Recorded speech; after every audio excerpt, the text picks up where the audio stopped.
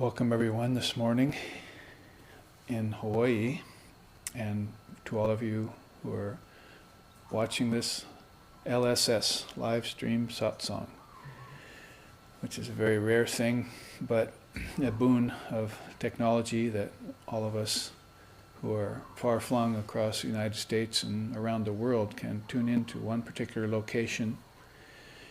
And we like to use that technology in order to place our minds on higher truth, the practices of spiritual life which are, or should be, very relevant and very present in our everyday life as expressing religion and studying philosophy.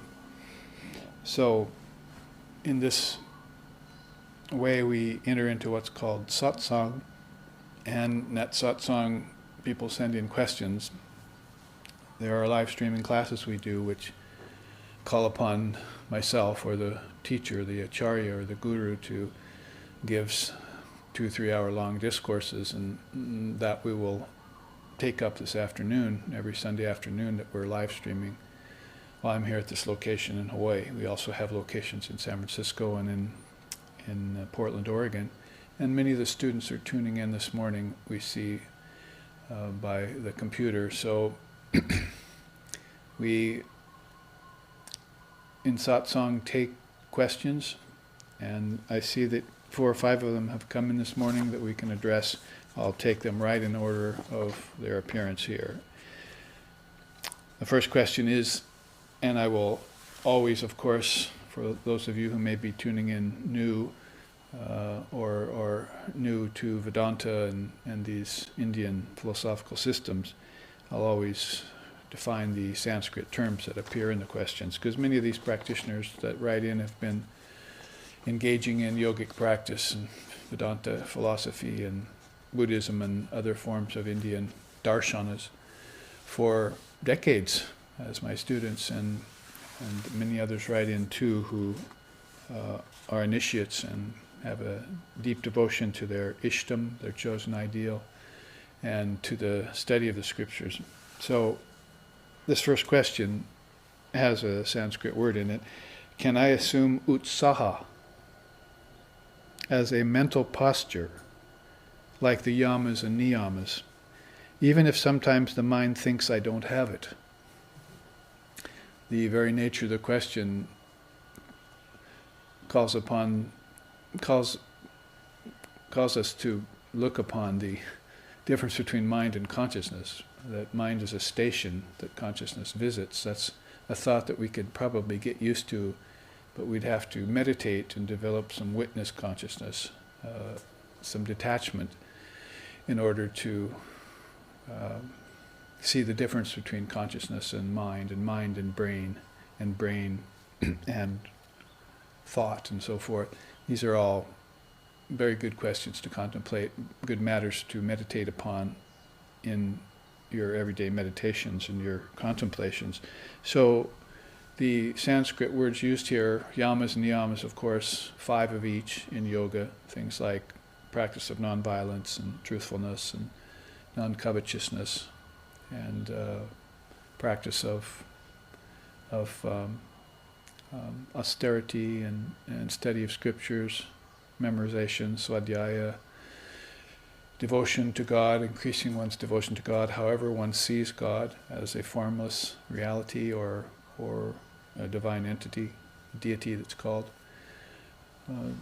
So yamas and niyamas are observances and practices we engage in yoga, and they're very precious and they take us very deep.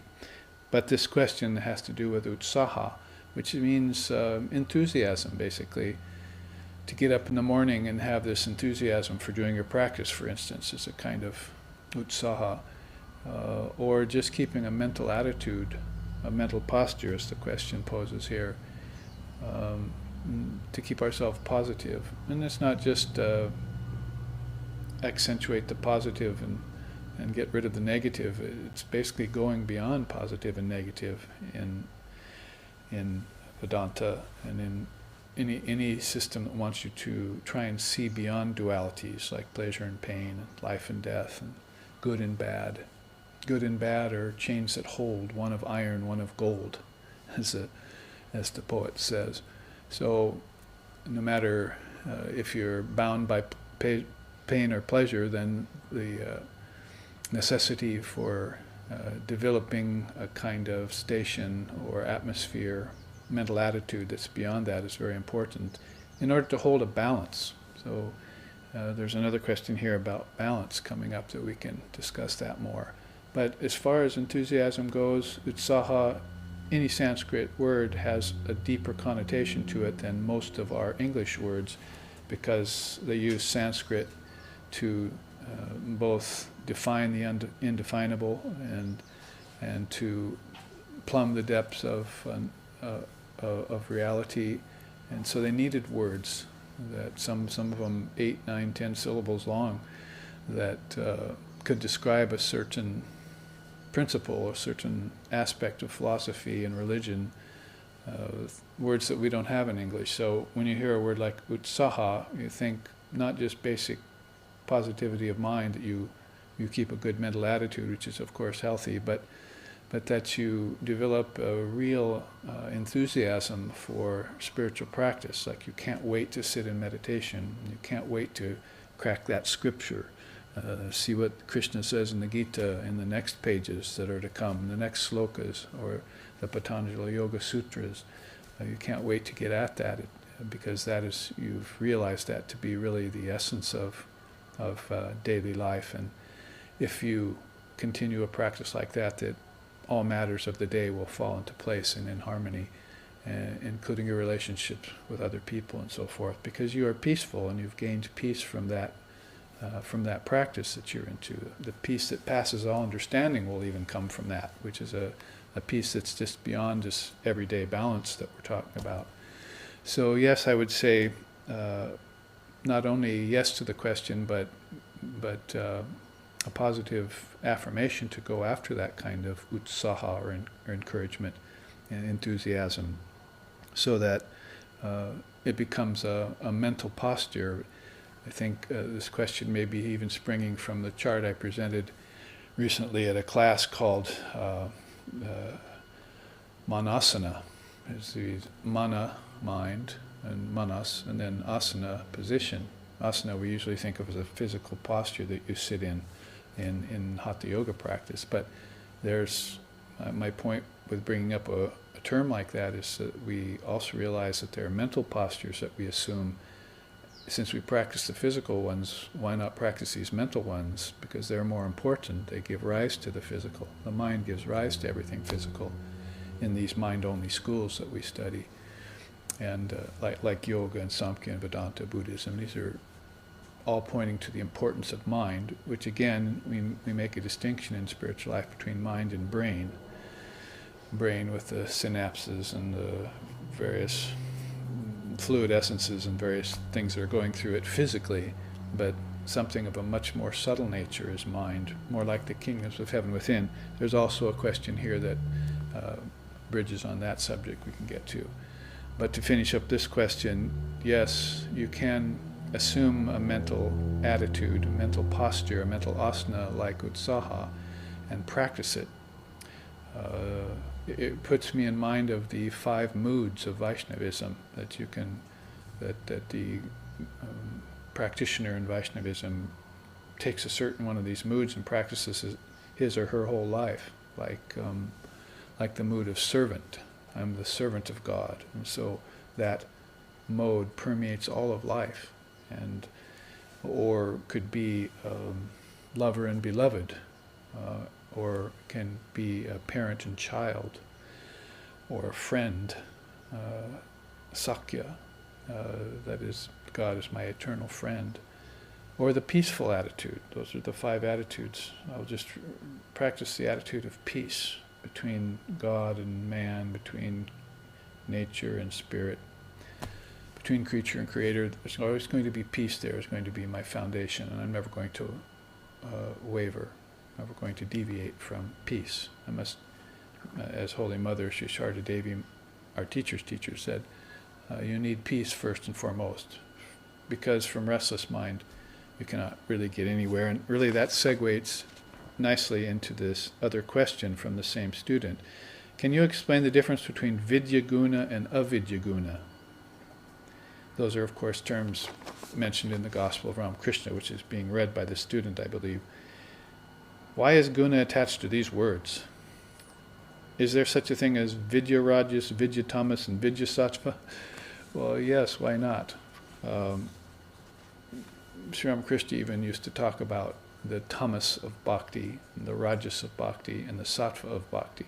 So it's not like when you look at the gunas, and again we'll have to explain that for the viewers, some of the viewers, that the gunas are three modes of nature, which are called sattva, balance, which is what you're trying to achieve all the time. And then when mind begins to become restless, it's called rajas. And when it becomes to become lazy, slothful, lethargic, then it becomes tamasic, or it's tamas. So those three modes are always operating in the mind, and they're also operating in nature. You can see sometimes an ocean is roiling on the surface, and sometimes it's peaceful, see, and sometimes it's somnolent with a cloud cover over it.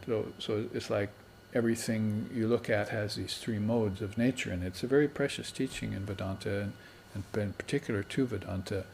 But it's most useful when you put it to the mind. You say, well, my mind is sometimes balanced, and then sometimes it's restless, and sometimes it's lazy and hard to control, and so forth. So, and oftentimes there's an admixture of these three. It's not so cut and dried like black, white, and gray. So in the same way here, in each particular guna, say if you just take rajas, restlessness, or tamas, slothfulness, there is a triple division in each one of those too. So you feel, for instance, the tamas of bhakti. You would take God to task. See, you'd complain bitterly. you'd scold God for not revealing him or herself or itself, and you get very heavy like that. Tamas is heaviness, and kind of in science it would be inertia. So the mind sometimes becomes like that. So if you took that into the field of bhakti, which is this devotion you're trying to create, then you'd have this tamasic bhakti going on. And a rajasic bhakti, a restless bhakti, would be a showiness. You see, like, oh, you're wearing these big beads, and you're dressing up in your fine clothes, and you're going to this and that yoga studio or something, you see, and you've got this kind of forward motion going on that is based on energy, and sometimes frenetic energy, and that can become habitual and sometimes escapes balance, you see. So you're going back and forth between this slothfulness and this restlessness, but that doesn't happen just in nature or even just in the mind specifically, but it also happens in any quality of the mind. So you can see how deep a teaching like that can go, the gunas. As far as vidya guna and avidya guna, that is really just taking the three gunas and putting it into a twofold designation. You can take these 24 cosmic principles that we talk about in Samkhya, and you can take them down to eightfold, because Krishna does that in the Gita. That's one of the earliest of all teachings, my eightfold body, 5 elements and mind, basically. So if you were to expand that, then you could say how that would go into 5 senses and 5 subtle senses and 5 elements and 5 subtle elements in a fourfold mind. All of a sudden you've got 24 principles, and so you want to shrink that down to 8 and expand that to 24. You can just, and there are other designations too. So it's really the same with this threefold gunas. You want to take them down to 2, you can just say vidya and avidya, the guna of knowledge and the guna of ignorance. And in the guna of ignorance, there's tamas and rajas always vying for supremacy. And in the vidya guna, there's always knowledge. There's always balance and peace, and going back and not so much this problem of going back and forth between rajas and tamas. So it's an easier designation. So my mind is just in a Vidyaguna right now. I'm enjoying the scriptures. I'm really getting a lot out of it. I'm in a cycle that's really up. And then in another time, so my mind's kind of avidyaguna. I'm restless sometimes, and I'm tired other times, and so forth. So there again, one of the important things, like we were just saying, is that the way these questions are posed is that there is a consciousness looking on and asking these questions.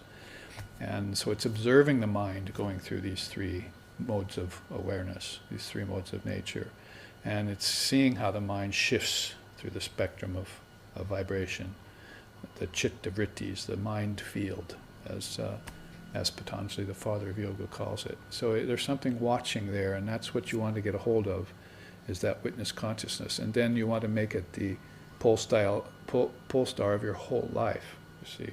And so there's a witness going on no matter what's happening, whether you're, no matter what guna your mind is in, vidya or avidya guna, there's this witness watching the mind go through these changes. And so it's a very wonderful practice, and it really, in a sense, doesn't have anything to do with denominations and belief or non-belief or atheism and belief in God.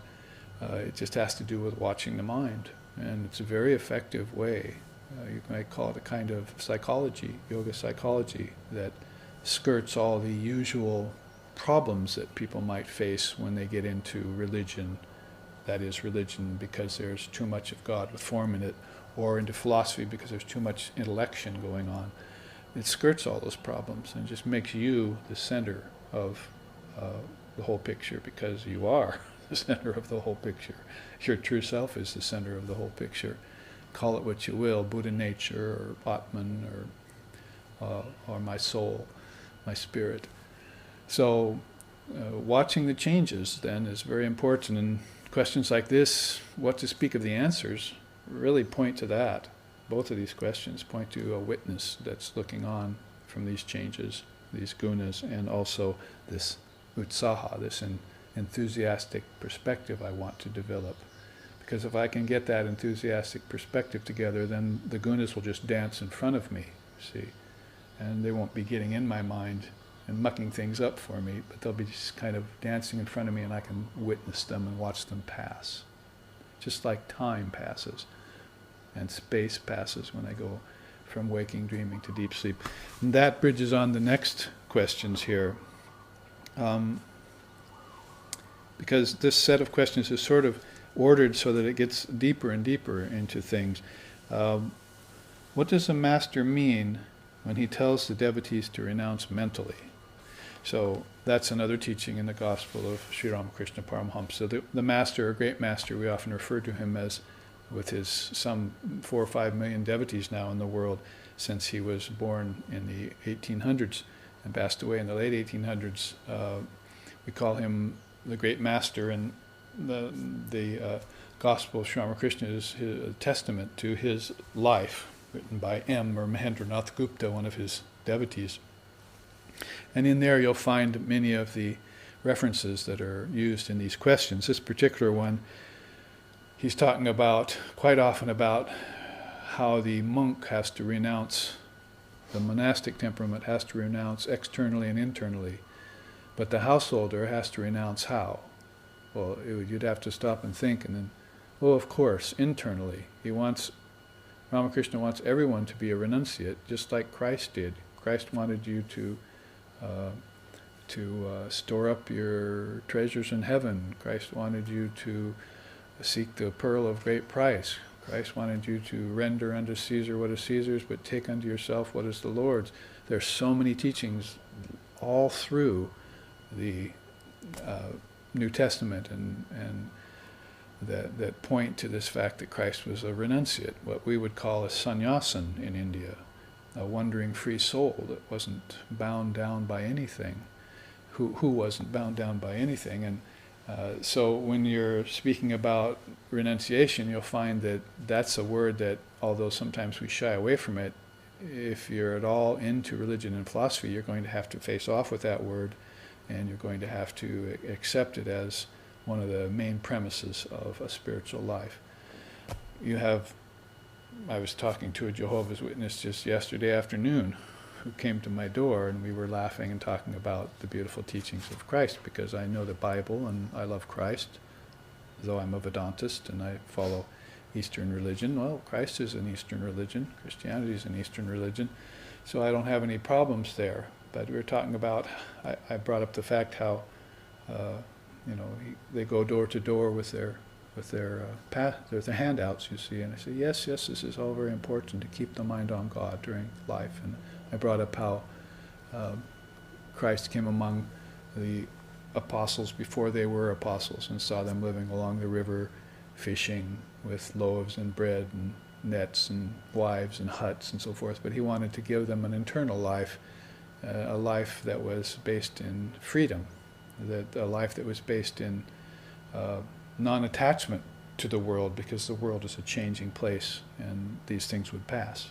Rivers would dry up and get polluted, fish would come and go, wives would come and go, possibly lots of things can happen in life and do happen in life. So to give them an eternal life and make them fishers of men is a great teaching in Christianity, and we were hobnobbing about that, as it were, in our own sort of little satsang. You see there on this porch, the step of the porch and so forth, and so that idea about renunciation permeates everything in religion, and it's one of the main attributes of religion, and it's also one of those things which you want to take into yourself. If you take unto the Lord what is the Lord's, then renunciation is going to be there, renunciation of the world. So how do the householders renounce the world? That's it's obvious how the monks will do it, or how the sannyasins or free souls, wandering souls, will do it. They will pretty much give it up externally and internally and just move about it, you see, without being attached to things. Well, the householder has to do the same thing, because can't give it up externally, because it's got children to raise and pets to take care of, and plants to water, and food to prepare, and houses to live in, and all of that needs to be taken care of in a responsible manner. And that's called a dharmic household, especially if you bring the spiritual teachings into it. If you don't bring the spiritual teachings into it, then it's not really a dharmic household. It becomes a karmic household, and it begins to fall apart at the seams, and slowly, usually, until all of a sudden the shifting sands, and the water that slips through your fingers becomes a teaching that you learn the hard way, instead of shoring yourself up and being prepared for it. So the householder needs to perfect this art of inner renunciation. In other words, that's going to entail that he or she sees through the changes, of vicissitudes of Maya. And that's a very unusual practice for a worldly person, but you do see people making that grade. You see people getting a little world weary of the basic mundane rounds of life, and especially as they go on longer and longer, and that old question comes up, isn't there more to life, and so forth, or what's the meaning to this? And so that meaning begins to get infused back into life when a person discovers the Dharma, discovers that there's teachers out there and teachings that don't have anything really to do with argumentation or debate about whether God exists or not. It's just obvious teachings that you avail yourself of, and you begin to feel whole again. Then you can decide whether God exists for you or not. It's so much a more healthy approach than these debates that are going on between atheists and believers, Christian fundamentalists and scientists. Why go there? Just avail yourself of these teachings as if they were another field. You don't even have to believe in God or not.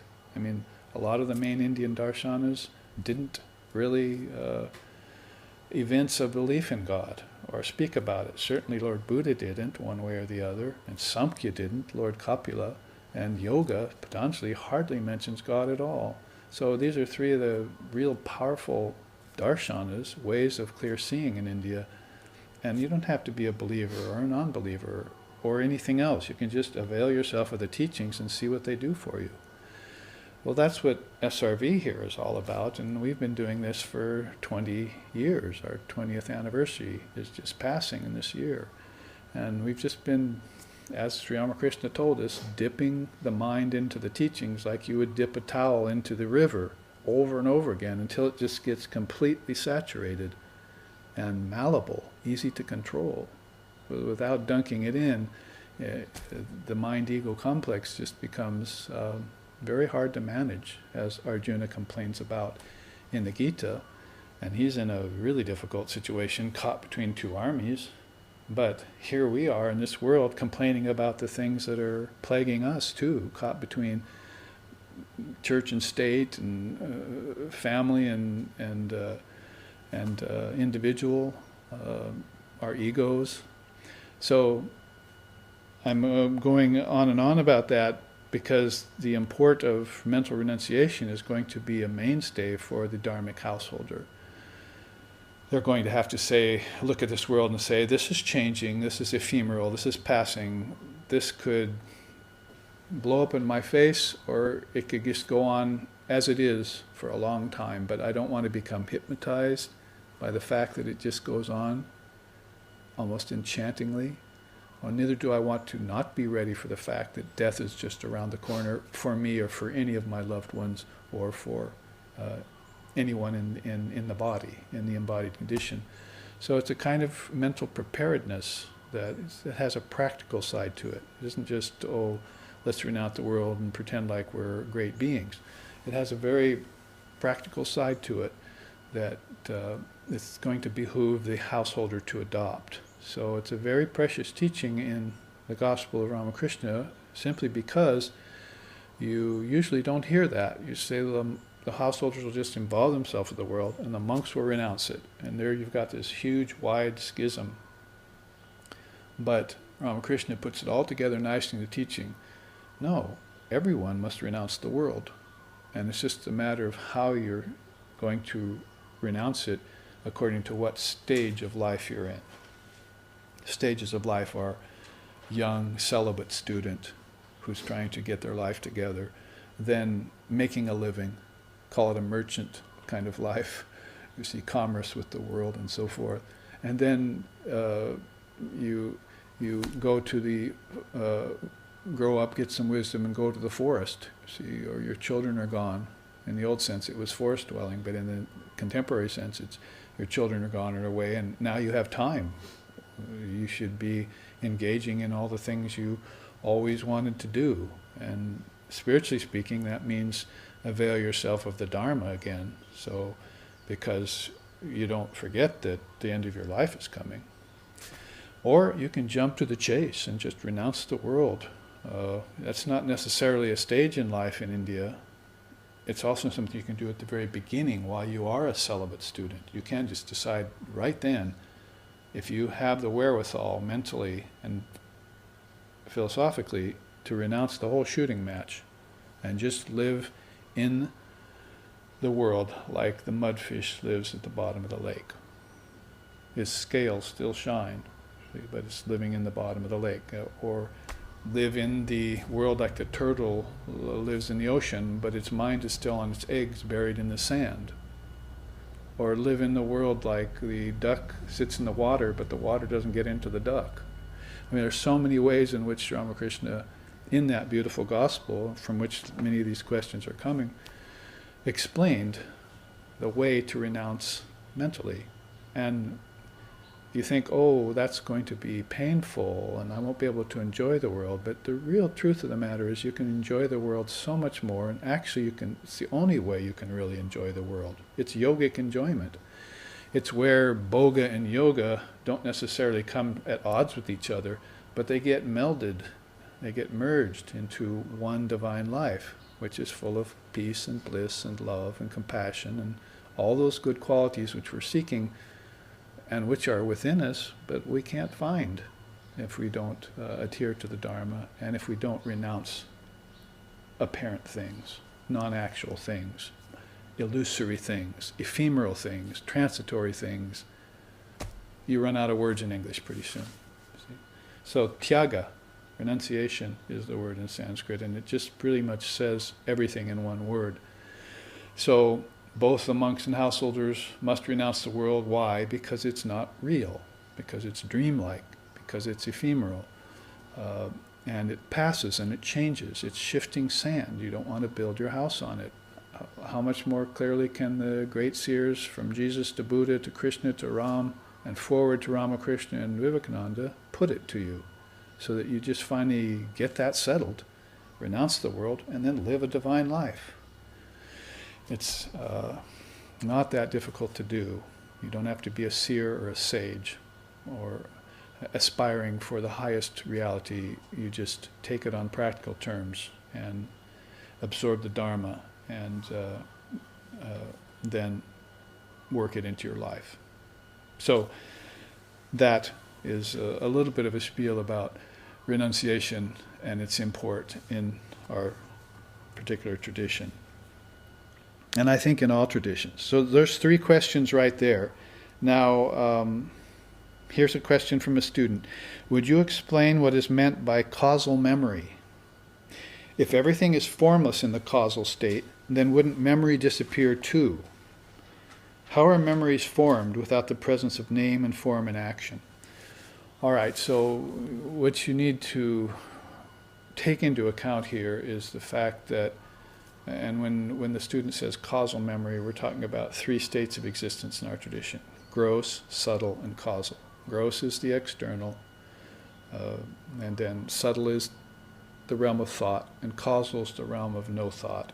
Like deep sleep tonight, you borrow from the tradition. You say waking, dreaming, and deep sleep correlate really nicely with the gross, subtle, and causal states of your awareness. So the idea is that consciousness is a huge spectrum of vibration, from granite to base thoughts, to subtle thoughts, to the kingdoms of heaven within you, all the way up to non-dual reality that the seers have seen, the light of consciousness or the sound of Om.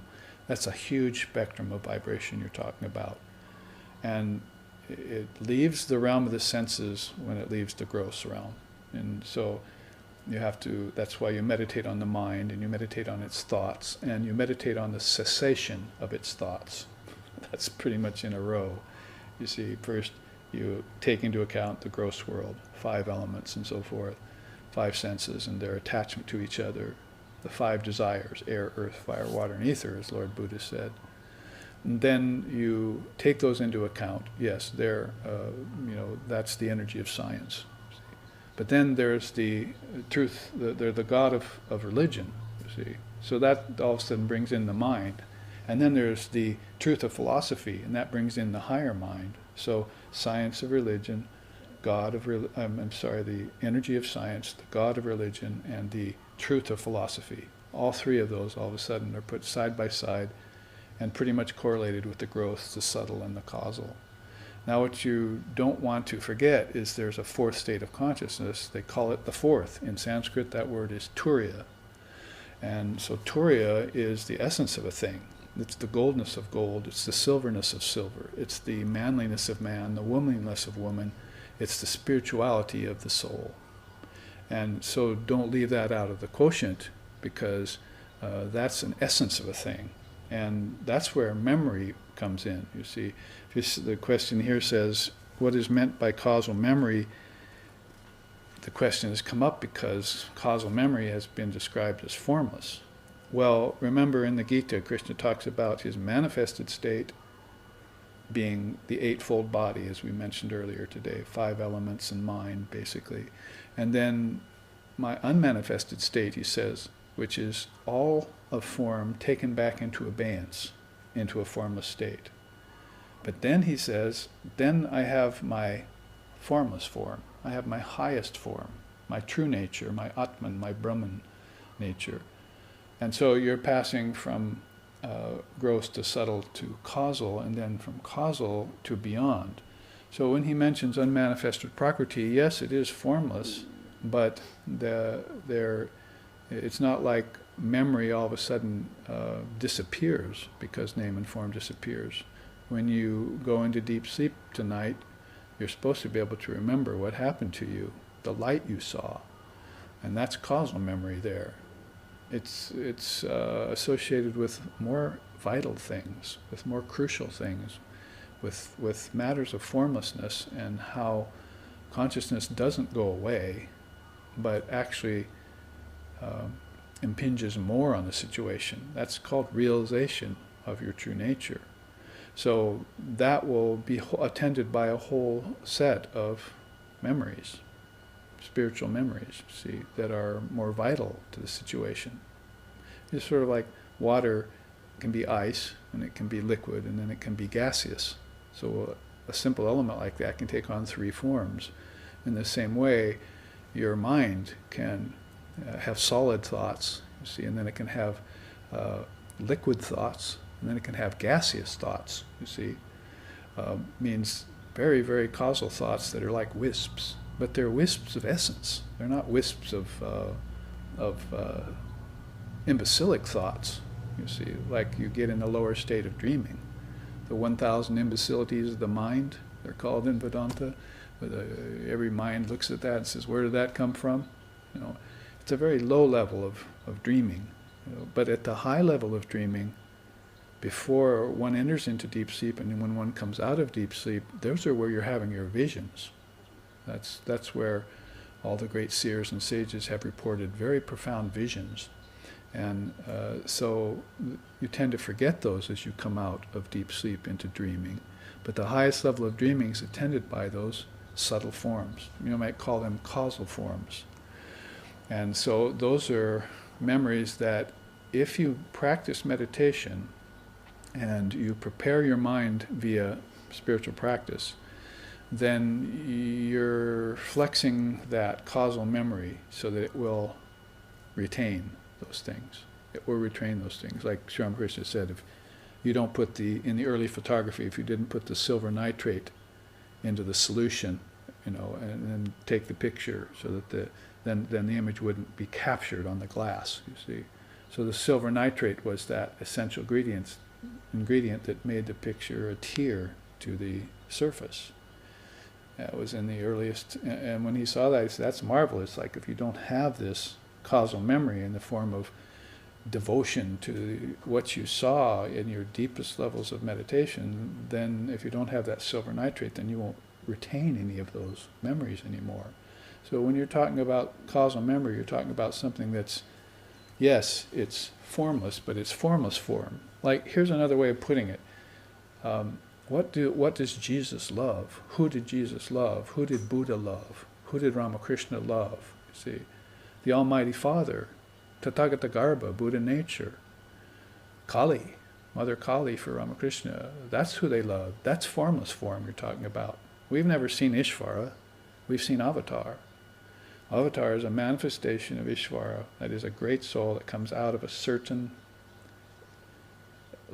level of consciousness, which is formless form. And if you want to go see the Almighty Father, you're going to have to leave the senses and the body out of the picture, right? And you're going to have to go inward. It's an inner vision you're seeking. And you don't have to wait to die to do it. A post-mortem emancipation, they call it. That's not what you're really after. You're after the immediacy of that. And so causal memory holds all the remembrance of your relationship with this formless form. How liquid it is, how flowing, how mercurial, see it, and how immediate, how present. That is presence. And so it would probably mean to say here, as a short answer to the question, is don't chalk causal memory off to a regular memory. Bring in the idea of turiya, the fourth state of your consciousness, samadhi, because if you have that, what Buddha called nirvana, or what yoga and Vedanta call samadhi, then that silver nitrate that's on the surface of your mind will retain memory, and that's causal memory of more important things, more vital things, more crucial things. And when consciousness in this vast spectrum I was just describing, a vibration comes down out of the most subtlest, beyond the causal, and it begins to take on form, then it'll bring with it the remembrance of those subtle forms it saw, those causal memories that it had, right into life. That will give you enthusiasm, for sure. You see, that will defeat the avidya guna and bring in the vidya guna for you all the time. You'll be walking around in knowledge all the time. And that knowledge will have its underpinning, its foundation of causal memory of the existence of reality. You won't then again need to debate anymore about whether God exists or not. You see, God is existence, and it's undeniable via your own experience. That's what you want. Aparoksha anubhuti. Another one of those 8-syllable aparoksha anubhuti. Yes, 8-syllable words in Sanskrit that we don't have any equivalent for it. And it's the experience of spirituality that you've had via your own practice. When you opened up this eye of wisdom, made that eye be single, and knew the truth, you see. So, beautiful question there, and of course it gets deeper and deeper into the philosophy. We're running out of time, so I might want to save one of these questions for next Sunday, because all of them are good. Because both of these actually are going to take another 15 or 20 minutes. I see here, I really wouldn't want to give a short answer to them, but this one connects more with what we were just saying. I think there's a misspelling here, but I think if I change it to what I think the student means in the Sanskrit, it reads, could you please describe the practice and process of pralaya vritti? Babaji, it's a word out of Shishna. Pralaya vritti in relation to meditation and mantra recitation. So I think the student here is talking about pralaya vritti. That is when all of the vibrations of the mind disappear in pralaya. And I'll check that during this next week and see if that's what is meant by the student. But on that premise, it's just like we were talking in this last question, that vibration, vritti is the word in Sanskrit, covers a huge spectrum, and it doesn't cease. Things don't cease to vibrate just when they go beyond the realm of our senses, because then we know dream is a kind of vibration, and then there's the obvious absence of vibration in deep sleep. So basically, that if you take this idea of waking, dreaming, and deep sleep and stretch it over a long period of time, like a yuga they call it, or a mahayuga, 4 yugas put together, then you've got this long period of time, which at the end of everything goes into pralaya.